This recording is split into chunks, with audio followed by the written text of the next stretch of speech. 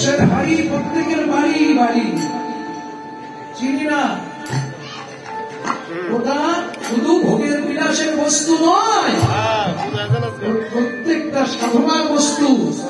সনাতন ধর্ম বাস্তব দেখেন, রামচন্দ্র সীতার চরণ পূজা করেছিল, কৃষ্ণ রাধার চরণ পূজা করেছিল, করেনি?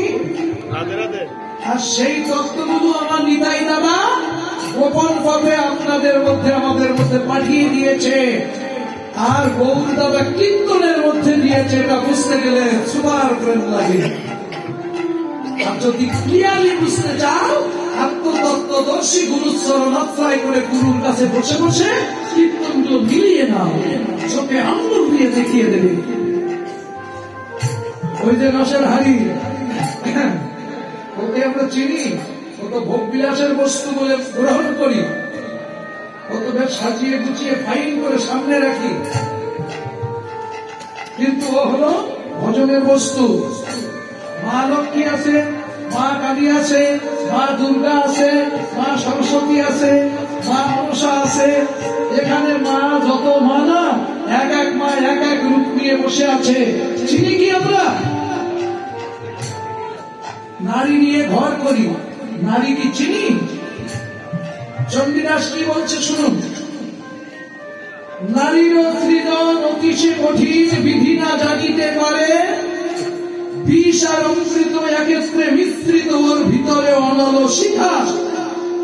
যেমন দীপিকা উজারে অধিকা, ভিতরে অনল শিখা। পতঙ্গ দেখিয়া উড়িয়া পড়ায়, পুড়িয়া মরয় পাখা। দেবতী ভাবিয়া জগৎ পতঙ্গ, কামানলে পুরী মরে। রসঙ্গ যেজন পান করে, সেজন ওর বিষ সারি অমৃত। নারীর ভিতরে একটা বিষ আছে, একটা অমৃত আছে। অমৃত পান করলে তুমি অমরত্ব লাভ করবা, আর বিষ খেলে মরবে। আমরা বিষ খাই আর বিষ খাই, অমৃতের সন্ধান জানি। অমৃতের সন্ধান জানতে হলে আত্মতত্ত্বদর্শী গুরুচরণ আশ্রয় করতে হবে, তবে এই যে চণ্ডীদাসের পথগুলো বললাম একবার বাস্তব দেখতে পাবে। অনুমান একটা সবই বটে।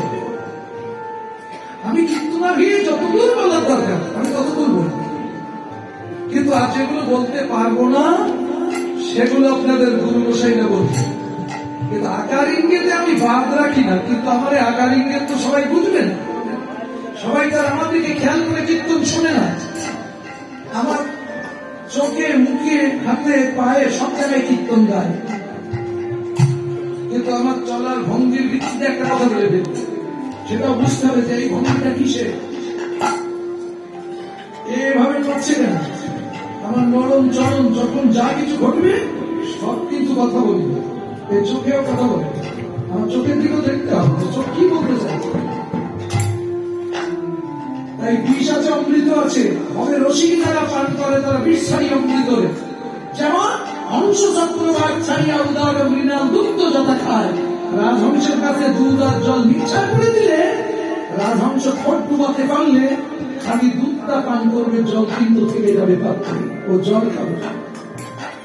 নারীর ভিতরে বিষ আর অমৃত মিক্সার করা আছে, তাই ওর শুধু অমৃতটা পান করতে হবে, বিষ পান করলে হবে না। তাহলে এটা শিখতে হবে না। আমি মুখে বলে গেলাম, আপনি কানে শুনে গেলেন, কিছু কি ব্যাপারটা আবার জানলেন। কিন্তু যদি জানার স্ত্রী থাকে, তত্ত্বদর্শী গুরু খোঁজেন। নাদুস মুদুস দেহ দেখে গুরু বললে হবে না। গুরু মানো হাঁটিয়ে, আর গরু কেন হাঁটিয়ে। গরু হাঁটিয়ে দেখো ও সুস্থ না অসুস্থ, আর গুরু একটু হাঁটিয়ে দেখো ও তত্ত্বদর্শী না শুধু সাজা গুরু। ব্যবসাদারি পেশাদারি গুরু আজকাল দেশে বহুত হয়েছে। কানে কানে ফুল দেবে, মাসে মাসে আসে, সামনে মাসে ব্যাস। শিশু বাড়ি ঘুরতে আসবে বছর একবার করে, ভোটে না দিলে তো 1000 2000 করে দেবেন। যদি কোনো গুরুদেবের 5000 শিষ্য থাকে, প্রত্যেক বছর যদি একটা করে পাঠ দেয়, তো ওরা কোনো কাজ করা লাগে। এর ভিতরে ব্যবসাও চলছে, ওই ফক্করে পড়েন না। এই জন্য গুরু করতে গেলে একটু কাটিয়ে দেখো, আর ঝাঁটাতে গেলে যেসব জিনিসপত্র লাগবে সেগুলো আমার কাছ থেকে কীর্তনের মধ্য থেকে ছুটে শিখে নিয়ে এই পদগুলো মুখস্থ করে দেখো। দেখে এইগুলো তাদের কাছে জিজ্ঞাসা করো, আমার এই পদের উত্তর মানুষদের সঠিকভাবে দেখিয়ে দিতে পারবে, তাকে তুমি নিশ্চিন্তে গুরু বরণ করে নিয়ে ভাবতে হবে, ঘুরতে হবে। তাই আজকে রাজহংসের ন্যায় হংস চক্রবাক ছাড়িয়া উদয় মৃণাল দুগ্ধ যথা খায়, এমন দিনহীনে কোথায় প্রেম মিলে? দ্বিজচন্ডী দাসে কর